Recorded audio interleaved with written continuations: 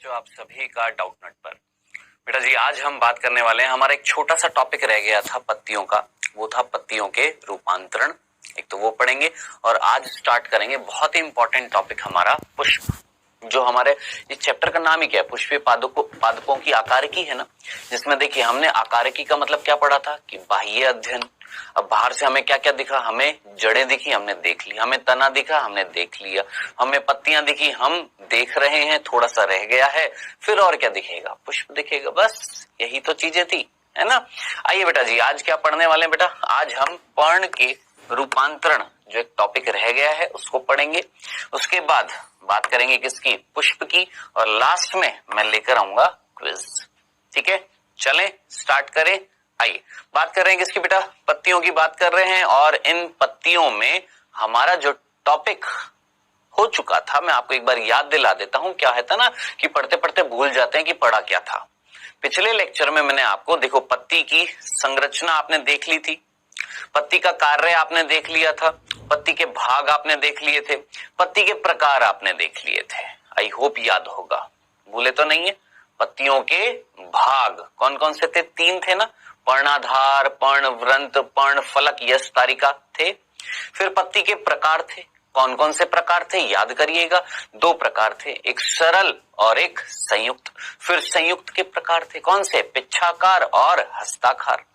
ये हम लोगों ने पढ़ा था ना, कंफ्यूजन तो नहीं था, यहाँ पर सारी चीजें समझ में आ गई थी। अब आज हम पढ़ने वाले हैं क्या कि इन पत्तियों का कार्य मेन क्या होता है, जरा सोचिए। आप बोलेंगे सर प्रकाश संश्लेषण, मैं बोलूंगा हाँ जी बिल्कुल होता है, लेकिन क्या प्रकाश संश्लेषण के अलावा अगर ये कोई और कार्य करती हैं तो मैं यही तो बोलूंगा पत्तियां बदल गई हैं, पत्तियां रूपांतरित हो गई हैं।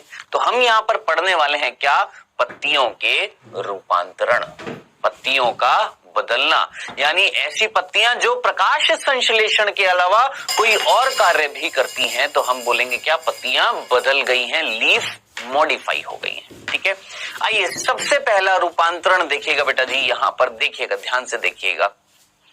क्या आपको ये पेड़ दिख रहा है, आप बोलेंगे क्या है बेटा, ये है कैक्टस।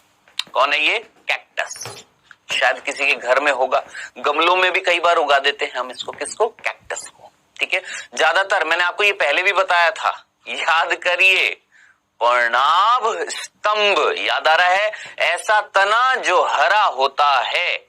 क्यों होता है, क्यों, क्योंकि इस प्रकार के पेड़ जो होते हैं वो कहां पर मिलते हैं, मरुभूमि में, यानी मरुस्थल में मिलते हैं, जहां जल की होती है कमी। अब जल की होती है कमी तो वाष्पोत्सर्जन को करना पड़ेगा खत्म या ना के बराबर। तो उस परिस्थिति में इनकी पत्तियां जो होती हैं वो बदल जाती हैं, किसमें, कांटों में। दिख रहे हैं छोटे छोटे कांटे। तो यहां पर पत्तियों का रूपांतरण नहीं हुआ। सोचो क्या यहां पर पत्तियां नहीं बदल गई हैं, बिल्कुल बदल गई हैं।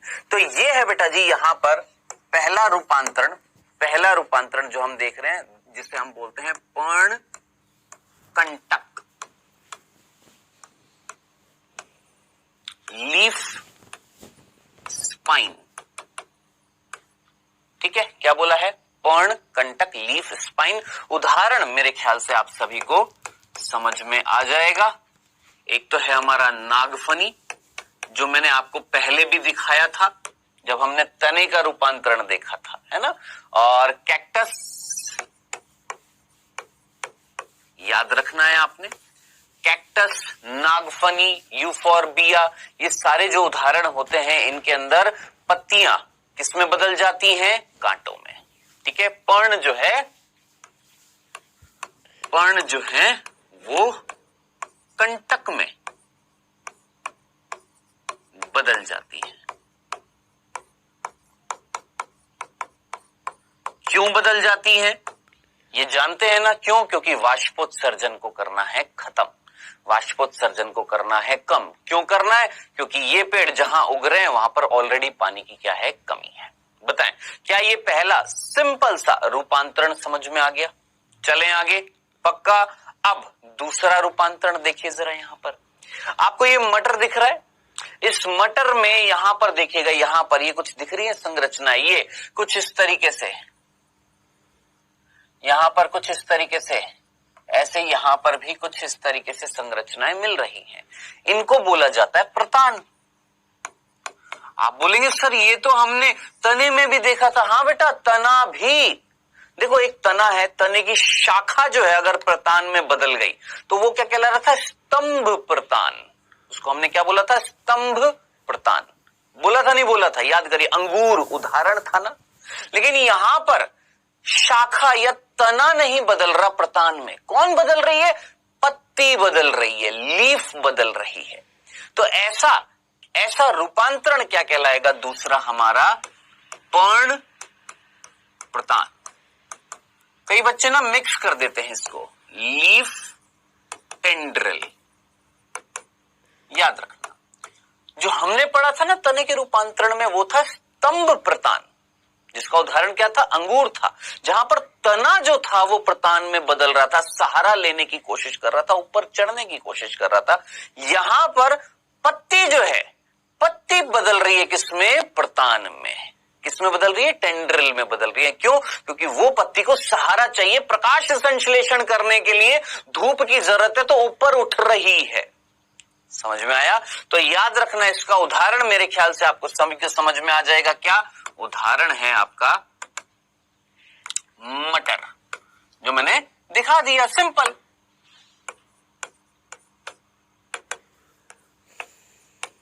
ठीक है, याद रखना। बताएं, क्या ये दूसरा सिंपल सा रूपांतरण समझ में आ गया? कंफ्यूजन तो नहीं है? देखिए बेटा, ये चैप्टर बहुत इजी है, बहुत इजी है। बस दिक्कत क्या आती है? उदाहरण याद नहीं रहते हैं। ठीक है, तो आपने क्या करना है?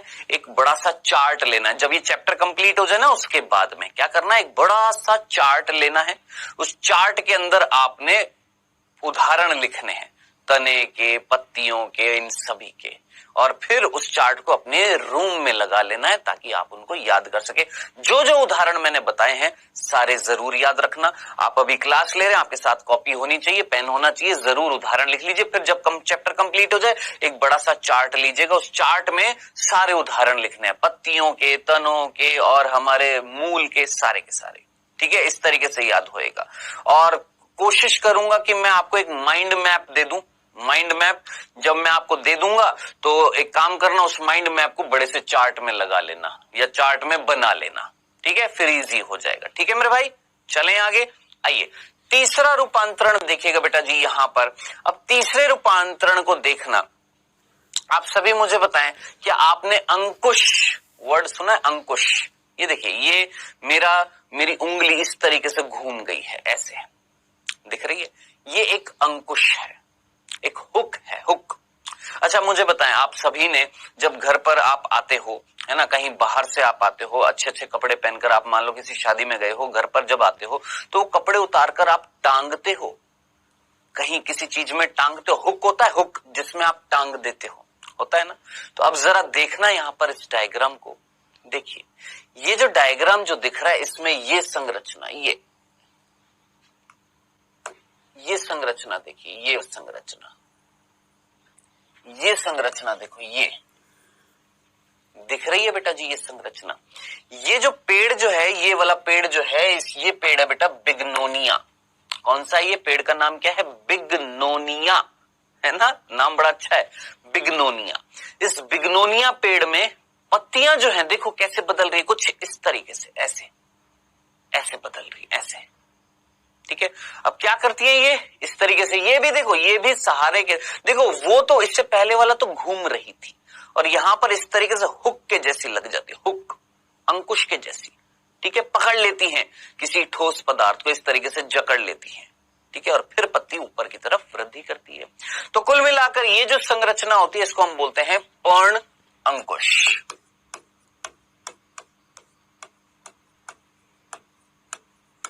क्या नाम देते हैं? पर्ण अंकुश, लीफ हुक। ठीक है, अब पर्ण अंकुश जो है, सीधी सी बात है, पर्ण जो है अंकुश में बदल रही है, हुक में बदल रही है। किस चीज के लिए? सहारे के लिए, किसी ठोस सतह को पकड़कर ऊपर बढ़ने के लिए, ऊपर चढ़ने के लिए। उदाहरण मैंने आपको बता दिया, क्या? बिग्नोनिया।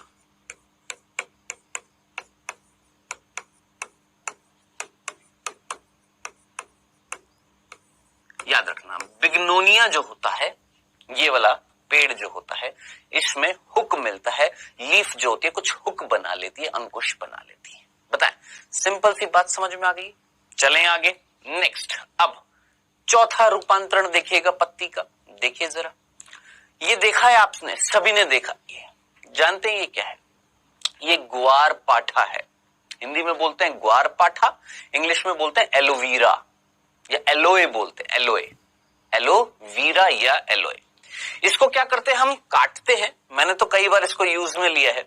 मैं संडे को क्या करता हूं, जब मैं खाली रहता हूं, कोई काम नहीं करता हूं संडे को, तो मैं क्या करता हूं, रविवार को मेरे घर पर ऐसे एलोवेरा बहुत सारा है, मैं क्या करता हूं, काटता हूं इसको, और काटने के बाद इसके अंदर जो गूदा होता है उसको निकालता हूं हाथ से ही या चाकू से, और निकालने के बाद अपने पूरे शरीर पर मसाज करता हूं, फेस पर, बालों पर। बहुत ही यूजफुल होता है। लोग इसको खाते भी हैं। इसका रस जो होता है ना अंदर, ये जो पत्तियां होती है ना, इस पत्तियों के अंदर रस होता है, गूदा जो होता है, उसको सुबह खाली पेट लेते भी हैं। समझ में? बहुत ही यूजफुल होता है, बहुत ज्यादा यूजफुल होता है।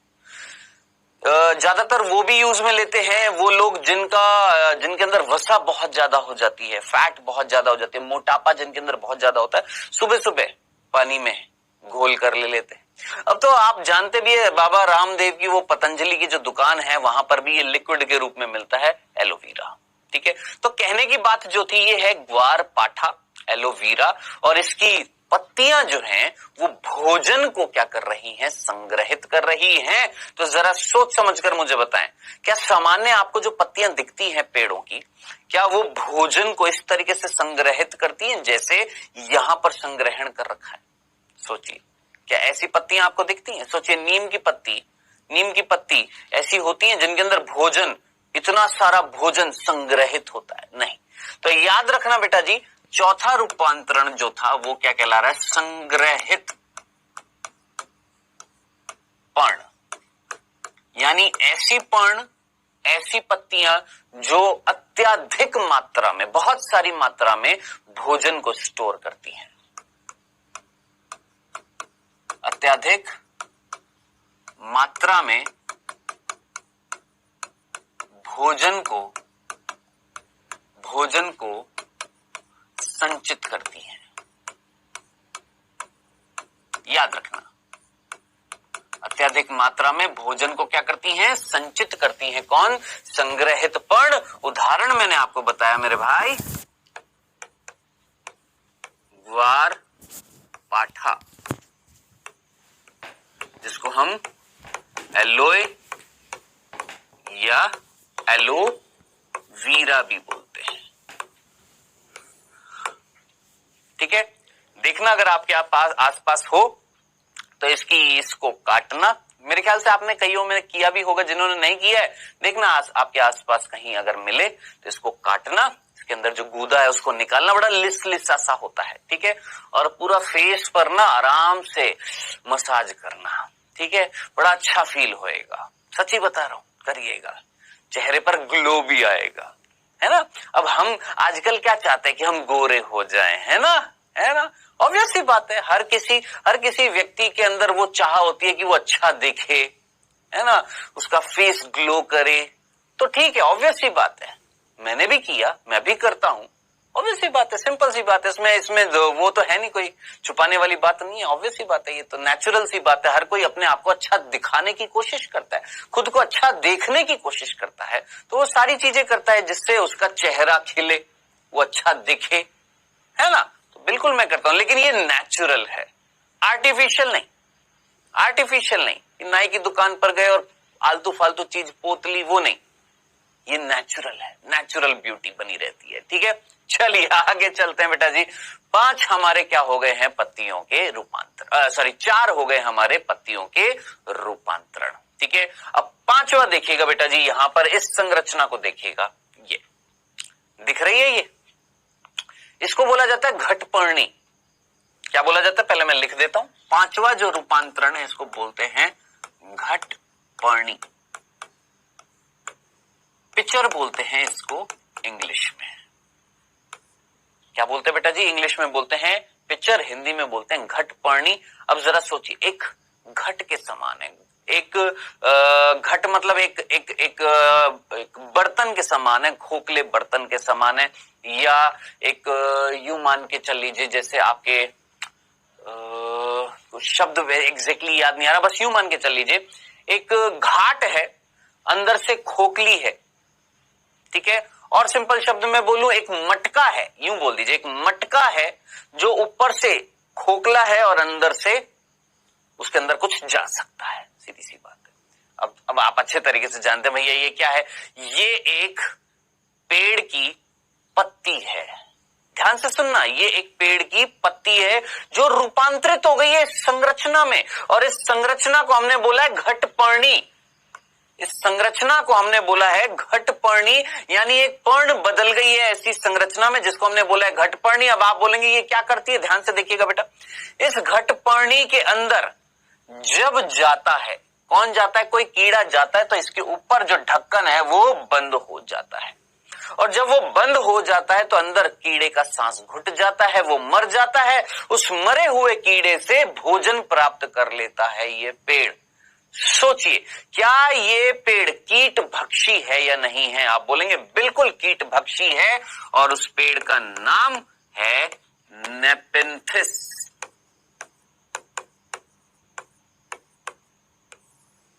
याद रखना क्या नाम है, नेपेंथिस, जिसको हम पिक्चर प्लांट भी बोलते हैं।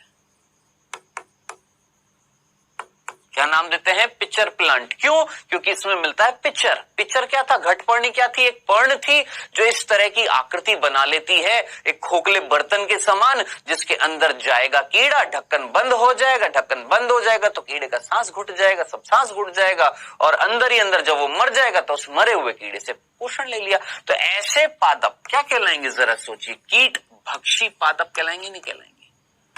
बिल्कुल कहलाएंगे, कीट भक्षी पादप। ठीक है, तो याद रखना कीट भक्षी पादप, जैसे नेपेंथिस में क्या हो रहा था कि पर्ण जो है एक रूप ले रही थी जिसके अंदर कीड़े को मारकर उससे पोषण प्राप्त किया जा रहा था, उस पर्ण का रूपांतरण क्या कहला रहा है, घटपर्णी। ये बताएं क्या ये 5 सिंपल से रूपांतरण आपको समझ में आ गए हैं? ये सिंपल से रूपांतरण थे किसके बेटा जी, हमारे पर्णों के। अब जाकर हमारा कंप्लीट हुआ है क्या, हमारा लीफ, हमारी पर्ण अब जाकर पूरी कंप्लीट हो गई है। चलें आगे। अब नेक्स्ट टॉपिक जो आने वाला है वो आप अच्छे तरीके से जानते हैं, हम किसकी बात कर रहे हैं यहां पर, पुष्प की। और ये डायग्राम मैं आपको पहले भी दिखा चुका हूं, ये वाला, और इस पुष्प में मैं आपको बता भी चुका हूं कि पुष्प के भाग कौन कौन से होते हैं। बार बार मेरे ख्याल से दोहराने की जरूरत नहीं है, आप अच्छे तरीके से जानते हो। अगर नहीं जानते तो मैं लिख देता हूं यहां पर, देखो फर्स्ट जो है, मैं लिखता जा रहा हूं यहां पर, फर्स्ट जो है वो कौन है बेटा जी, वर्तिकाग्र है। सेकंड जो है वो वर्तिका है। जिन्होंने होमवर्क नहीं किया था, मैंने ये दिया था आपको, बोला था करने के लिए, जिन्होंने नहीं किया आप देख लीजिए आंसर। अंडाशय है, और अंडाशय के अंदर बीजांड है, और ये संरचनाएं मिलकर जो बना रही हैं वो ए है जिसको हम बोलते हैं स्त्री केसर। बताएं, सिंपल सा, मैंने 1 2 3 4 बता दिए और ए बता दिया। ठीक है, अब आती है बारी 5 और 6 जो मिलकर क्या बना रहे हैं, बी। 5 है बेटा जी पराग कोश, और 6 है बच्चों पूतंतु, जो मिलकर बना रहे हैं क्या, बी, और बी है क्या, पुंकेसर। बी क्या है, पुंकेसर। हो गया।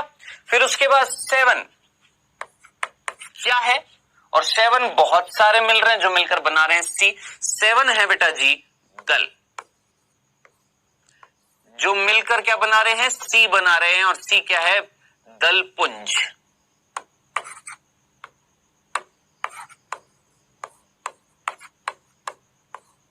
दलपुंज कहलाता है, जिसको हम कोरोला बोलते हैं। ठीक ठीक है। उसी प्रकार 8 क्या है, 8 नीचे देखिएगा, ये हरी हरी संरचना, ये है 8। 8 क्या है, बाह्य दल, और बाह्य दल मिलकर क्या बना रहे हैं आपका डी, बाह्य दल पुंज, जिसे हम कैलिक्स बोलते हैं।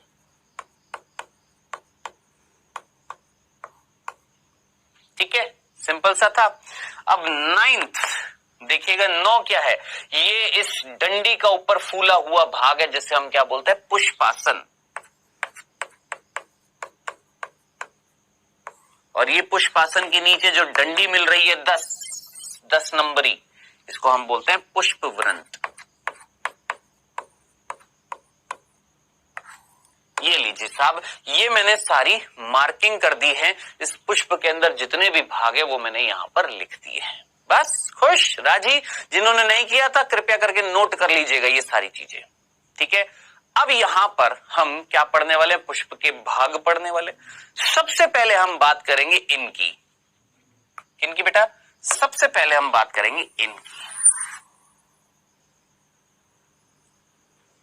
जिनका जनन से कोई संबंध नहीं है लेकिन फिर भी जनन करने में सहायता करते हैं। क्या बोला, जनन में पार्टिसिपेट नहीं करेंगे, ये नर जनन अंग मादा जनन अंग नहीं है, ठीक है, लेकिन कहीं ना कहीं इनका भी कुछ रोल होता है, कुछ ना कुछ इनका भी क्या होता है, फंक्शन होता है, कार्य होता है, किसमें, जनन करवाने में। कैसे, आइए मैं बताता हूं, ध्यान से सुनना। देखिए इसका तो कोई रोल नहीं है जनन करवाने में, इसका जरूर रोल होता है, किसका, जनन करवाने में। कैसे, देखिए ये दलपुंज, ये जो दल जो है, ये वाले 7 नंबर वाले रंगीन है ना, कीड़ों को आकर्षित करते हैं, कीड़े आते हैं, समझ में आया। आइए पहले पढ़ते हैं किसके बारे में। सबसे पहले हम बात करते हैं बेटा जी किसके बारे में, दलपुंज के बारे में बात करते हैं। आइए देखिएगा बेटा जी, यहां पर सबसे पहले हम बात करते हैं किसके बारे में, दलपुंज।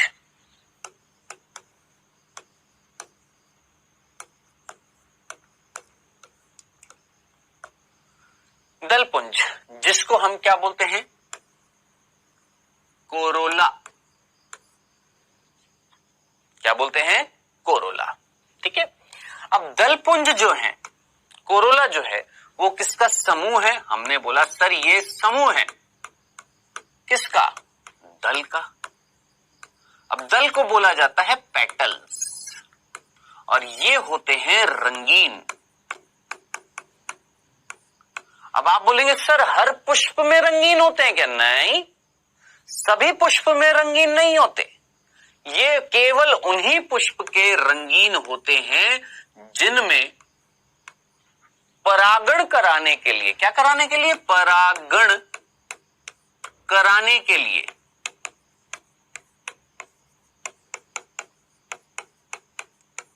कीटों को आकर्षित किया जाता है, कीटों को आकर्षित किया जाता है।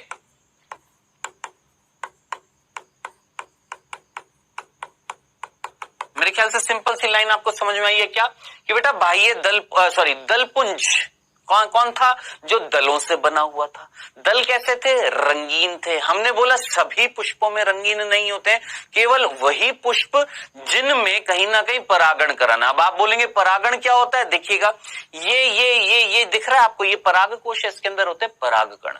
ये परागकोश, ध्यान से सुनना बेटा, ये है परागकोश, इसके अंदर है परागकण। जब ये फटता है तो इसके अंदर से जो परागकण निकलते हैं उन्हें लाना पड़ता है यहां पर, कहां पर, वर्तिकाग्र पर।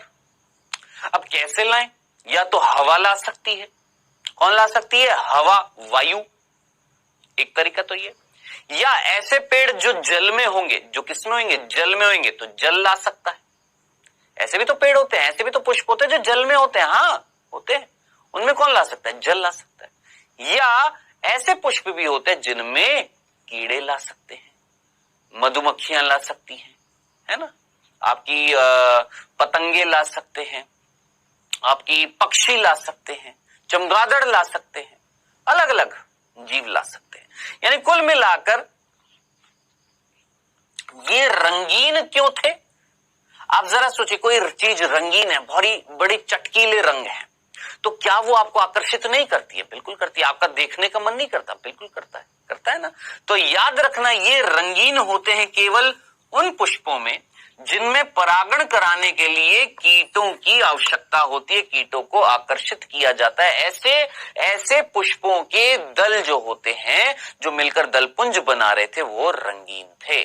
अब जरा सोचिए, ऐसा पुष्प जो जिसमें मान लो परागण जो है वो हवा करवा रही है। अब जरा सोचिए, हवा को आकर्षित करने के लिए रंगीन होना पड़ेगा क्या इसको? नहीं बेटा, रंग उत्पन्न करने के लिए भी ना ऊर्जा खर्च होती है। जरा सोचो, ये रंग उत्पन्न करने के लिए ना ऊर्जा खर्च होती है। अब जरा सोचिए, हवा लेकर जा रही है पराग कणों को। कौन लेकर जा रही है? हवा लेकर जा रही है।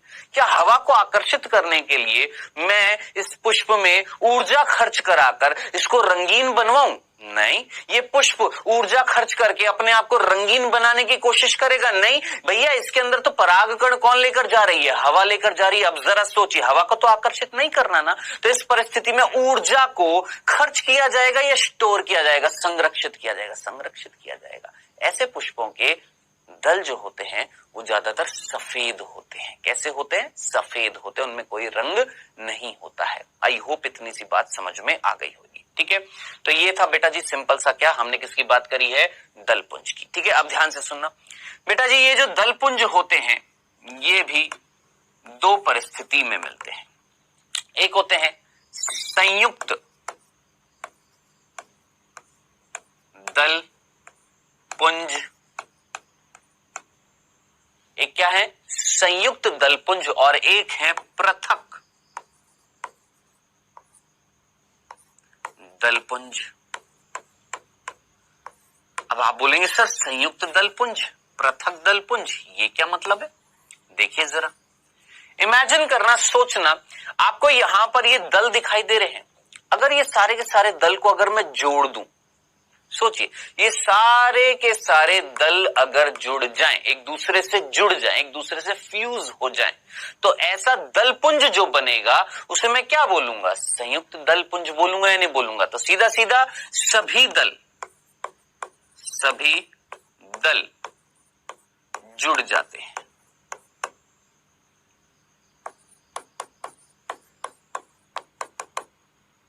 ठीक है, मेरे ख्याल से मीनिंग समझ में आ गया। अब पृथक दलपुंज में क्या लिखूं? नाम से पता लग रहा है कि दल अलग अलग हैं, दल अलग अलग हैं। ठीक है, अब इस चैप्टर में ना बेटा जी ध्यान से सुनना, इस चैप्टर के, इस अध्याय के लास्ट में हम देखेंगे पुष्प सूत्र। क्या बोला? पुष्प सूत्र, जो अभी आपके ऊपर से जा सकता है। इसीलिए मैं आपको जस्ट एक वर्ड बता रहा हूं, ध्यान से सुनना। फॉर्मूला, वर्ड सुना है ना? फॉर्मूला हिंदी में बोलते हैं सूत्र। तो पुष्प का भी एक फॉर्मूला होता है, याद रखना। पुष्पों का क्या होता है? फॉर्मूला होता है, पुष्प का सूत्र होता है। ठीक है, अब उस फॉर्मूले में कुछ चिन्ह होते हैं, कुछ सिंबल होते हैं, जैसे सी। किस चीज को दर्शाता है? सी। याद रखना, दलपुंज को। किसको दर्शाता है? सी। अगर एक फॉर्मूले में दिखेगा पुष्प सूत्र के, तो सी किस चीज को दर्शाएगा? दलपुंज को। अब जरा ध्यान से देखना, मैंने बोला एक पुष्प में जो दलपुंज है, ध्यान से सुनना, एक पुष्प में जो दलपुंज है वो 5 दलों से बना हुआ है। तो मैं क्या लिखूंगा? 5, C5। C5 का मतलब, सी मतलब कोरोला, यानी दलपुंज। दलपुंज किससे बना हुआ है? 5 दलों से। ठीक है, और अगर ये 5 दल अगर अलग अलग हैं तो ऐसे लिखूंगा, और अगर ये 5 दल अगर जुड़ जाएंगे तो इनको ब्रैकेट में लिखूंगा, यानी संयुक्त दलपुंज को इस तरीके से लिखा जाएगा और पृथक दलपुंज को ऐसे लिखा जाएगा। फॉर्मूले में जरूर याद रखना, इस चीज को भूलना मत। ठीक है, ब्रैकेट में देखो, 5 का मतलब क्या? 5 दल मिलकर क्या बना रहे हैं? सी, यानी कोरोला, यानी दलपुंज। ठीक है, तो हमने लिखा C5, सिंपल सा था। लेकिन अगर मैंने लिखा C ब्रैकेट में 5, तो ब्रैकेट किस चीज को बताएगा? याद रखना, संयुक्त दलपुंज परिस्थिति को बताएगा कि ये जो 5 दल हैं ये आपस में जुड़ गए हैं। भूल मत जाना इस चीज को, सिंपल सा था। चलें आगे। ये था बेटा जी हमारा पहला पुष्प का भाग, जिसका नाम है दलपुंज। आइए दूसरा देखते हैं। दूसरा है बाह्य दलपुंज। जिसको हम बोलते हैं कैलेक्स। क्या नाम देते हैं? कैलेक्स। अब साहब ये किससे बना होता है? आप पूछेंगे सर ये किससे बना होता है? तो बेटा जी ये बना होता है बाह्य दल से। सिंपल। बाह्य दल का समूह जो होता है वो क्या कहलाता है? बाह्य दल पुंज। बाह्य दल को हम इंग्लिश में बोलते हैं सेपल। क्या बोलते हैं? सेपल। सिंपल। चलें आगे। अब इधर देखिएगा बेटा, ध्यान से सुनना। अब ये बाह्य दल कैसे होते हैं? क्या ये रंगीन होते हैं? नहीं, ये सिर्फ कैसे होते हैं? हरे रंग के होते हैं। रंगीन का मतलब जो अलग अलग रंगों से बना हो। ये सिर्फ एक ही प्रकार के रंग से बने होते हैं। कैसे? हरे। और इनका कार्य क्या होता है बेटा? इनका कार्य क्या होता है? देखिएगा, ये आपको पुष्प दिख रहा है। ये पुष्प जब कलिका अवस्था में था, आपने कभी गुलाब की कली देखी? कली देखी होगी। उस गुलाब की कली के अंदर ये जो हरे रंग के दिख रहे हैं, ये इस तरीके से बंद होते हैं। जब गुलाब का पुष्प खिलता है तो ये नीचे आ जाते हैं और इसके अंदर जो भी चीज है वो बाहर आ जाती है। कली के अंदर जो भी चीज है, अब क्या बाहर आ जाएगी? बाह्य दल बाहर आ जाएंगे। स्त्री केसर, पुंग केसर, ये बाहर आ जाएंगे। तो जरा सोचिए, क्या ये हरे रंग की संरचना कलिकावस्था में पुष्प को सुरक्षा दे रही है या नहीं दे रही है? सोचिए, बस सिंपल सी बात।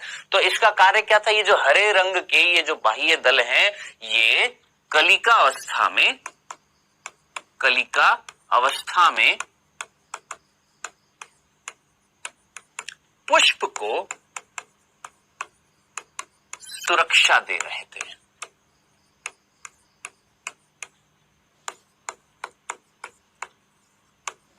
क्या दे रहे थे? पुष्प को सुरक्षा। ठीक है, ये कोई आकर्षित नहीं करते हैं कीड़ों को। इनका सीधा काम है क्या कि इनका कार्य क्या था भैया? पर्टिकुलरली कलिका अवस्था में, बडिंग में, जो बड होती है ना, कलिका जो होती है, कली जो होती है पुष्प की, उसको सुरक्षित करना, उसके अंदरूनी भागों को सुरक्षित करना। जी बताएं, सिंपल सी बात समझ में आ गई है? कोई कंफ्यूजन तो नहीं है यहां पर? चलें आगे। कोई प्रॉब्लम तो नहीं थी? चलें आगे। अब इधर देखना बेटा, दलपुंज दो तरीके से मिल रहे थे। तो बाह्य दलपुंज जो हैं, ये भी मेरे भाई दो ही तरीके से मिलते हैं। बिल्कुल सेम। क्या? संयुक्त बाह्य दलपुंज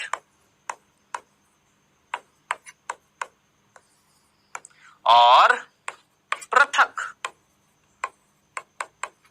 बाह्य दलपुंज।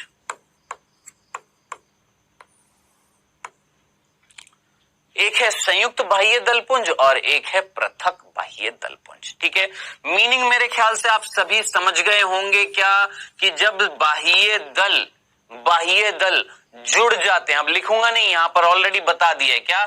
जैसे सारे दल जुड़ गए थे तो क्या बोला था? संयुक्त दलपुंज।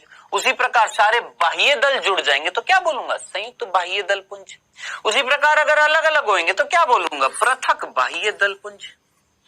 ये तो मीनिंग समझ में आ गया। अब आप बोलेंगे सर फॉर्मूला है ना, ध्यान से सुनना बेटा। फॉर्मूला जो होता है पुष्प सूत्र में, पुष्प सूत्र का फॉर्मूला यानी किसी पुष्प का जो फॉर्मूला जो होता है, उस फॉर्मूले में हमें बताना पड़ता है कि बाह्य दलपुंज कितने बाह्य दलों से बने हुए हैं, दलपुंज कितने दलों से बने हुए। तो फॉर्मूले में दलपुंज अगर बताना है तो क्या था? सी था ना।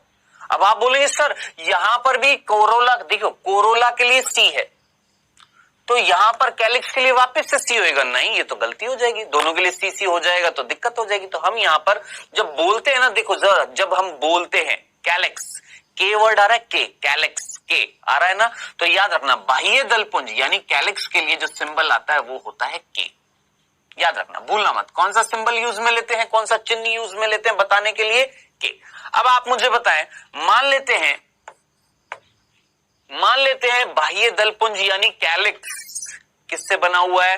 5 किससे? बाह्य दलों से। और वो 5 अलग अलग है तो क्या लिखूंगा? K5 लिखूंगा? नहीं लिखूंगा? लिखूंगा ना। अब आप मुझे बताएं, अगर वो 5 के 5 अगर जुड़ जाएंगे तो ब्रैकेट में नहीं लिखूंगा। बताएं, ये सिंपल सी चीज एक एक बच्चे को क्लियर है या नहीं है? सिंपल सी चीज समझ में आ गया। कई पूछेंगे सर के क्यों लिखा, क्योंकि बेटा जरा सोचिए, कोरोला में भी सी आ रहा था तो हमने कोरोला के लिए सी लिख दिया, कोरोला के लिए यानी दलपुंज के लिए तो हमने सी सिंबल यूज में ले लिया, लेकिन यहां पर कैलिक्स की जो लिखते हैं, वर्ड जो लिखते हैं उसमें भी सी आता है, तो दोनों में सी सी आता तो दिक्कत हो जाती है। इसलिए हम इसको जो मुख द्वारा प्रोनाउंस होता है, बोला जाता है, कैलिक्स के वर्ड आ रहा है, इसलिए हमने क्या यूज में ले लिया, के यूज में ले लिया, ताकि कंफ्यूजन ना हो। सिंपल। चलें आगे, यहां तक कोई दिक्कत तो नहीं थी।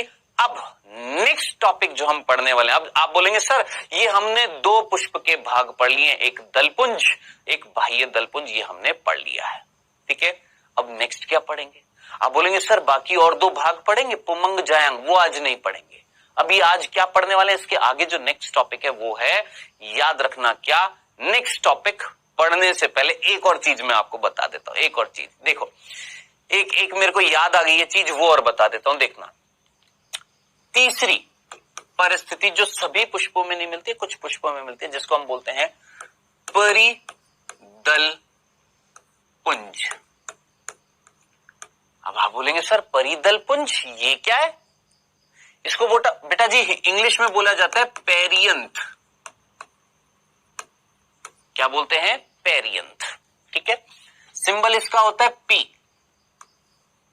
अब आप बोलेंगे ये क्या होता है सर? ध्यान से सुनना बेटा जी, आपको इस डायग्राम में देखिएगा, ये आपको दल और ये बाह्य दल अलग अलग दिख रहे हैं। देखो ये अलग दिख रहा है ना, ये कौन है? आपका दल है। ये हरा वाला कौन है? बाह्य दल है। मान लो आपको कोई ऐसा पुष्प दिखा जिसमें ये और ये मिक्स्ड हो गए हैं, जुड़ गए हैं, और आप बता नहीं पा रहे हो कि कौन सा दल है और कौन सा बाह्य दल है। समझ में आया? मीनिंग समझ में आया कि ये दो अलग अलग चीजें जब दिख रही थी तो इसको हमने बोला दल, इसको हमने बोला बाह्य दल, लेकिन जब ये फ्यूज हो जाएंगे, जब ये इनका मैं बोलूंगा ये इनका लग्न हो जाएगा, जब ये फ्यूज हो जाएंगे, जब ये इस तरीके से जुड़ जाएंगे कि आप बता नहीं पाओ कि कौन सा दल है कौन सा बाह्य दल है, तो वो संरचना क्या कहलाती है? ध्यान से सुनना, उस संरचना हो जाएंगे जब ये इनका मैं बोलूंगा ये इनका लग्न हो जाएगा, जब ये फ्यूज हो जाएंगे, जब ये इस तरीके से जुड़ जाएंगे कि आप बता नहीं पाओ कि कौन सा दल है कौन सा बाह्य दल है, तो वो संरचना क्या कहलाती है? ध्यान से सुनना, उस संरचना को हम बोलते हैं परिदल। क्या है परिदल? जब दल और बाह्य दल क्या हो जाते हैं? ये दोनों फ्यूज हो जाते हैं, जुड़ जाते हैं, तो उनके दोनों के जुड़ने से, इन दोनों के जुड़ने से जो संरचना बनती है उसका नाम है परिदल, जिसको हम इंग्लिश में बोलते हैं टैपल। और इन परिदलों का जो समूह होगा वो क्या कहलाएगा मेरे भाई? परिदल पुंज कहलाएगा। आई होप इतनी सी बात समझ में आई होगी। तो परिदल पुंज क्या है? जरा सोचिए, परिदल पुंज समूह है किसका? परिदल का। परिदल क्या है? जब दल और बाह्य दल क्या हो गए हैं? जुड़ गए, उनके जुड़ने से जो संरचना बन रही है वो क्या कहला रही है? परिदल यानी टैपल, और इसका समूह क्या कहला रहा है? परिदल पुंज। ये हुए हैं। अब ये ना बेटा, ये हमारे सभी पुष्पों में नहीं मिलते, कुछ निश्चित पुष्पों में मिलते हैं। वो जब हम हमारी आएंगी क्या फैमिलीज पढ़ेंगे, जब हम क्या पढ़ेंगे? कुल जब हम पढ़ेंगे किसका? पुष्पीय पादपों की फैमिली या कुल जब पढ़ेंगे, सोलिनेसी, लिलिएसी, फैबेसी, ये सारे कुल जब आएंगे तो वहां पर पुष्प सूत्र जब आएंगे तब मैं आपको यहां पर उसके बारे में बताऊंगा, परिदल पुंज के बारे में। अभी सिर्फ मीनिंग समझना, ठीक है। चलें आगे। अब नेक्स्ट टॉपिक जो आ रहा है वो है, ध्यान से देखिएगा, ये जिसका नाम है पुष्प दल विन्यास। क्या नाम है? पुष्प दल विन्यास। अब साहब ये क्या होता है? पुष्प दल विन्यास क्या होता है? देखिए, एक पुष्प में दल भी होते हैं और बाह्य दल भी होते हैं। अब दलों का और बाह्य दलों का एक पुष्प में एक क्रम में लगा होना क्या कहलाएगा? पुष्प दल विन्यास। जिनको नहीं समझ में आया मैं डेफिनेशन लिख देता हूं यहां पर। क्या? दल और बाह्य दल का एक पुष्प में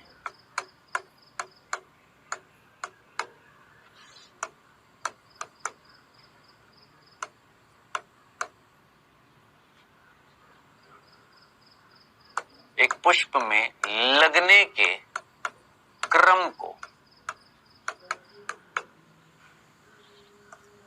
दलों और बाह्य दलों का एक पुष्प में लगने के क्रम को पुष्प दल विन्यास कहते हैं।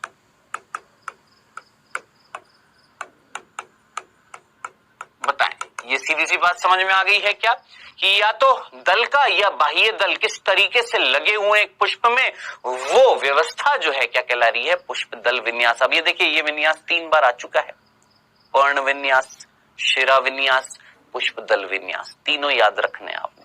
अब बेटा जी, ये पुष्प दल विन्यास 4 प्रकार का होता है। कौन कौन सा होता है? ये होता है कोर स्पर्शी, ये होता है व्यवर्तित, ये होता है कोर छादी और ये होता है वेक्सिलरी। कौन कौन सा? सबसे पहले है कोर स्पर्शी, एक बार पढ़ लेते हैं, आइए जल्दी से। कोर स्पर्शी कौन सा बेटा? कोर स्पर्शी। पहले इसका उदाहरण देख लेते हैं। ये वाला जो पुष्प दल विन्यास है, ये मिलता है कैलोट्रोपिस में। अब क्या है देखिएगा बेटा, आपको यहां पर देखिए ये पुष्प दिख रहा है, ये वाला देखिएगा। सबसे पहला ये है कोर स्पर्शी, ये पुष्प दिख रहा है। इस पुष्प के ये आपको दल दिख रहे हैं। इस पुष्प को जब आपने अपनी तरफ किया तो ऐसे दिखाई देंगे इसके ये दल, ठीक है। अब जरा सोचिए, इस दल के किनारे जो है, यहां पर ये जो दल आपको दिख रहा है, इसके किनारे एक दूसरे के पास पास है या नहीं है? सोचो, क्या इस दल के या बाह्य दल के किनारे एक दूसरे के पास पास है या नहीं है? ऐसा विन्यास क्या कहलाता है बेटा जी? याद रखना, कोर स्पर्शी यानी दल या बाह्य दल के किनारे एक दूसरे के पास पास होते हैं।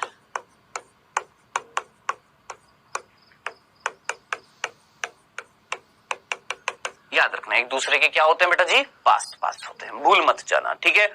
अब सिंपल सा था।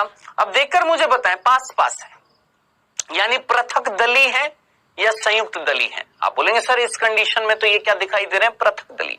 अब अगर जुड़ जाएंगे तो कैसे दिखाऊंगा, देखना, इस चीज को देखना। अगर ये जुड़ जाएंगे तो मैं कैसे दिखाने वाला हूं, देखिए।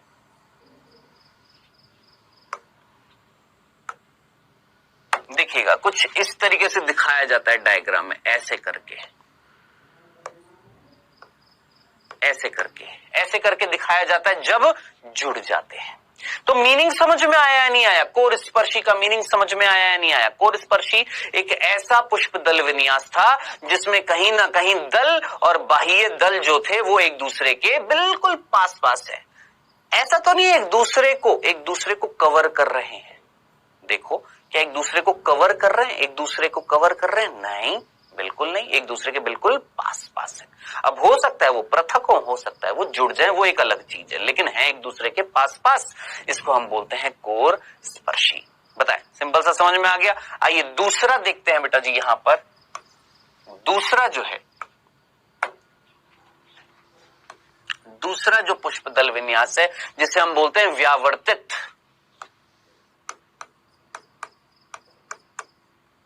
क्या बोलते हैं? व्यावर्तित। अब व्यावर्तित क्या होता है देख लेते हैं एक बार, जरा देखिएगा। यहां पर इसको, नीचे पुष्प को देखो, इसके दलों को देखो, है ना। फिर इस दल को जब आपके सामने इस तरीके से रखा जाएगा तो यहां पर देखो। अब देखो, इसको सबसे पहले इसको 1 2 3 4 5 हैं आपके यहां पर, मान लेते दल हैं। पहले को देखो, इस पहले का एक सिरा जो है, क्या वो कवर कर रहा है कि कवर हो रहा है? ये वाला। आप बोलेंगे सर ये वाला जो सिरा है ये इसको कवर कर रहा है, लेकिन इसका दूसरा सिरा, ये विपरीत सिरा, ये कवर हो रहा। फिर सेकंड पर आओ, सेकंड का एक सिरा कवर हो रहा है, दूसरा कवर कर रहा है। तीसरे का एक सिरा कवर हो रहा है, दूसरा सिरा कवर कर रहा है। कवर का मतलब समझ में आ रहा है? उसको कवरिंग कर रहा है। चौथे का एक सिरा कवर हो रहा है और ये वाला सिरा कवर कर रहा है। पांचवे का एक सिरा कवर हो रहा है और इधर से कवरिंग कर रहा है। तो याद रखना, एकांतरित रूप से कवरिंग होती भी है और कवरिंग करते भी हैं, याद रखना। तो ये वाला जो होता है व्यावर्तित, इसमें बेटा जी याद रखना क्या, एक दल या बाह्य दल का सिरा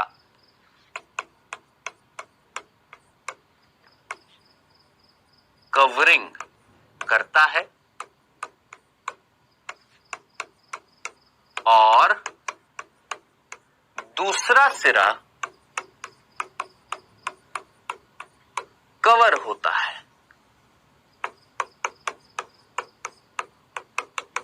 मीनिंग समझ में आया या नहीं आया? रटने का काम नहीं है बाबू हमारा, सीधी सी बात है। आप सोचो सर परिभाषा लिखा देंगे हम रट लेंगे, नहीं, ये काम ना मैंने आज तक किया है और ना ही करूंगा भैया, सीधी सी बात है। परिभाषाएं बहुत सारी हैं बुक्स में, आप पढ़ लीजिए, आप समझ लीजिए। मेरा काम है चीजों को सरल बनाकर आपको बताना ताकि आपको समझ में आ जाए, ठीक है। तो एक सिरा क्या हो रहा है, कवरिंग कर रहा है, और वहीं दूसरा सिरा जो है वो कवर हो रहा है, ठीक है। अब साहब ये किस में मिलता है बेटा जी, इसका उदाहरण याद रखना, गुड़हल में।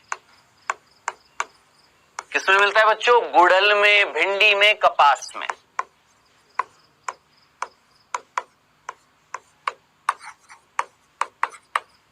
ये तीन उदाहरण याद रखना किसके बेटा जी, व्यावर्तित के, भूलने नहीं है, ठीक है। चलें आगे, तीसरा जो है जिसको हमने बोला है कोर छादी, एक बार इसको भी देख लेते। पहले कोर छादी का उदाहरण मैं आपको बता देता हूं, गुलमोहर।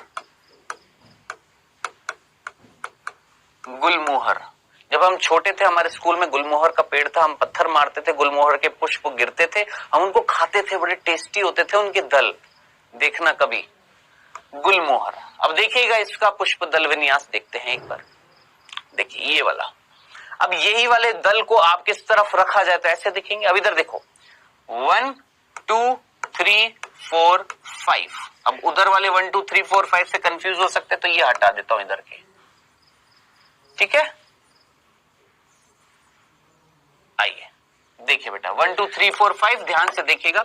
सबसे पहले 1 को देखो, 1 इसके दोनों सिरे कवर हो रहे हैं, देखो अंदर की तरफ है ना, ठीक है।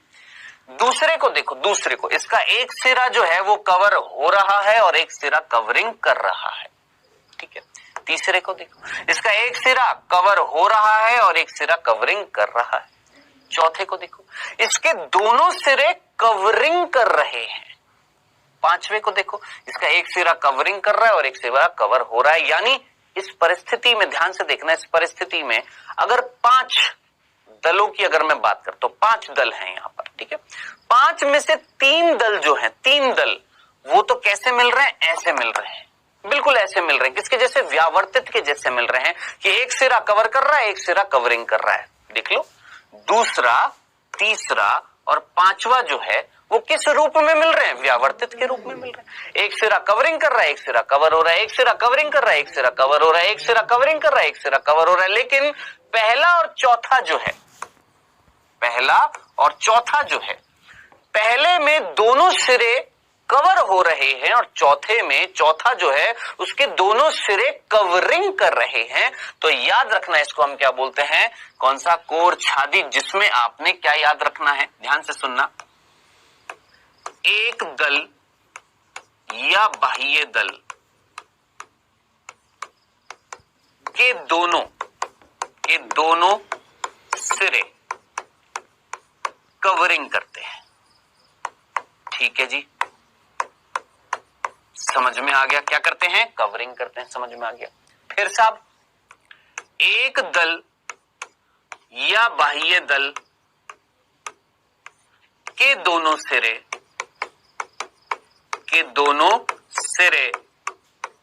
कवर होते हैं, ठीक है। बाकी सारे बचे हुए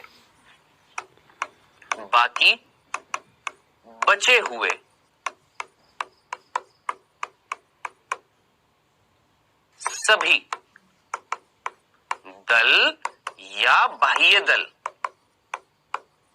व्यावर्तित रूप में मिलते हैं, व्यावर्तित रूप से मिलते हैं। अब इस तरीके से ना डेफिनेशन नहीं दे रखी होती हमारी बुक्स में, इसलिए इस तरीके से समझाना जरूरी था। किस में मिलता है बेटा जी? गुलमोहर में मिलता है। याद रखना कौन सा? कोरछादी। और आखिरी बेटा जी हमारा चौथा जो है जिसका नाम है वेक्सिलरी। ये बहुत सिंपल सा है वेक्सिलरी। देखिए वेक्सिलरी में एक बाह्य दल या एक बाह्य दल जो होता है वो बड़ा होता है, जिसका नाम होता है मानक। क्या नाम होता है? मानक। और ये दो दल या बाह्य दलों को कवर कर रहा है। देखो कवर कर रहा है कि नहीं कर रहा है। अब ये जो दो हैं इनको बोला जाता है पंख। ये भी पंख है और ये भी पंख है। समझ में आ गया? दो पंख जो है, दो पंख के रूप से जो दल है उनकी कवरिंग कर ली किसने? मानक ने। एक बड़ा है, बाकी ये दो छोटे थे, इन दोनों छोटों की इसने कवरिंग कर दी। अब ये जो दो पंख हैं बेटा ध्यान से सुनना, ये जो दो पंख हैं ये और दो, देखिएगा और दो ये भी और ये भी, ये और दो दल हैं जिनका नाम है कूटक। इनकी कवरिंग कर रहे हैं कौन? पंख। किसकी कवरिंग कर रहे हैं? कूटक की। मानक किसकी कवरिंग कर रहा है? पंख की। समझ में आ गया? लेकिन एक इंपॉर्टेंट चीज है, क्या? कूटक को जरा देखो, कूटक जो है उसके दोनों दल जो है क्या वो आपस में जुड़ गए हैं या नहीं जुड़ गए? हाँ जी बिल्कुल जुड़ गए हैं बच्चों। ये किस में मिलता है? वेक्सिलरी। याद रखना मटर में और सेम की जो फली होती है उनमें मिलता है। देख लो एक बार, देख लीजिए। ये देखिए ये मानक, ये दो पंख और ये दो थे, एक नहीं है, ये दो हैं। और ये दो कौन थे बेटा जी? आपके क्या थे? कूटक थे जो आपस में जुड़ गए हैं। देखिए नीचे से जुड़ता हुआ दिखाई दे रहा है। तो ये चार प्रकार के आपके क्या होते हैं? पुष्प दल विन्यास। कोरस्पर्शी, व्यावर्तित, कोरछादी और वेक्सिलरी। ये चार प्रकार के हमारे क्या थे? पुष्प दल विन्यास। और आज हम पढ़ेंगे इतना ही। ठीक है, तो अभी समय हुआ है 1 मिनट रिवीजन। बेटा आज मैंने आपको बताए हैं पर्ण के रूपांतरण। पर्ण जो थी वो कंटकों के रूप में, वो अंकुश के रूप में, वो आपकी प्रतान के रूप में, वो आपके संग्रहण के रूप में और वो आपके घाट पर्णी के रूप में रूपांतरित थी। फिर हमने बात करी पुष्प के भाग देख रहे थे जिसमें हमने बाह्य दल पुंज पढ़ा और दल पुंज पढ़ा, उनकी संयुक्त परिस्थिति देखी, पृथक परिस्थिति देखी। फिर हमने बात करी ये दल और बाह्य दल किस क्रम में लगे होते हैं, वो क्रम क्या कहलाता है, व्यवस्था क्या कहलाती है उसका, पुष्प दल विन्यास। जो चार प्रकार के देखे, कोर स्पर्शी, व्यावर्तित, कोरछादी और वेक्सिलरी, उनके उदाहरण देखे, उनका मीनिंग समझा। अब समय हुआ है बेटा जी आपके क्विज का। पहला प्रश्न सोच समझ कर आंसर करिएगा। पहला प्रश्न आपकी स्क्रीन पर आता हुआ फर्स्ट। कोर स्पर्शी पुष्पदल विन्यास पाया जाता है। कोर स्पर्शी कैलोट्रोपिस, गुड़हल, भिंडी, कपास। सोचकर मुझे बताइएगा कोर स्पर्शी किसमें मिल रहा था?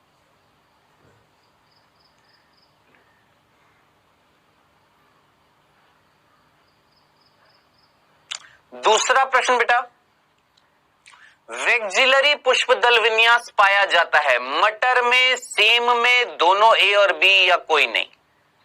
वेक्सिलरी